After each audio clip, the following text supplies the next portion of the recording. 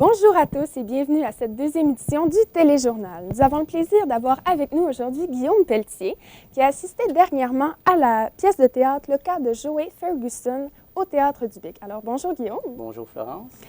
Donc premièrement Guillaume, est-ce que tu es un habitué du théâtre?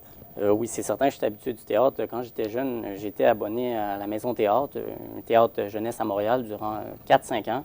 Donc, j'ai regardé au moins 4-5 pièces. J'ai assisté à 4-5 pièces par année. Puis, j'essaie au moins d'aller voir une fois par été une pièce légère d'été. Donc, ça a été le cas cet été avec la pièce Le cas Joey Ferguson. C'est bon. Et comment as-tu trouvé cette pièce? Oh, la pièce est vraiment très touchante, je pourrais te dire. C'est vraiment, ça se passe dans un petit village, puis on sent que les liens sont vraiment tissés serrés entre les habitants du village. Puis quand un drame survient, tout le monde est au courant. Donc c'est un peu alentour du drame que se passe l'histoire. OK. Puis je sais que cette pièce, elle parle d'un sujet assez délicat, qui est l'intimidation et le suicide. Et je me demandais si ce côté un peu plus sombre apportait une autre dimension à cette pièce. Oui, c'est sûr que ça apporte une autre dimension. Comme on pourrait dire, comme il y a certains quartiers de Montréal qu'on connaît comme étant des quartiers qui sont plus défavorisés, où c'est qu'il y a plus de... La police est plus souvent là, le taux de criminalité est plus élevé. Donc, dans un petit village, tout le monde se connaît, mais en plus, dans ce village-là, il y a le Joey,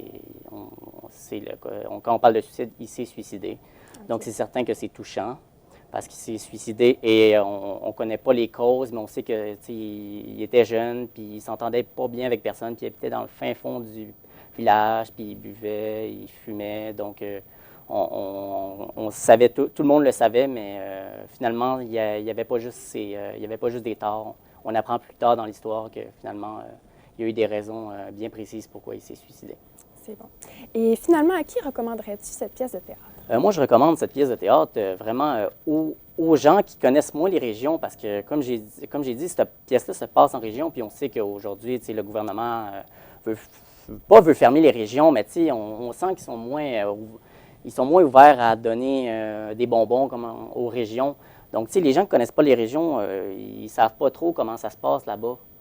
Donc, c'est certain que ça va les... Quand tu vas voir cette pièce-là, tu te rends compte que les gens en région sont vraiment des bonnes personnes. C'est bon. Donc, merci beaucoup, Guillaume, pour ta belle critique. Et merci à vous d'avoir été là. Et à la semaine prochaine pour une autre édition du Téléjournal.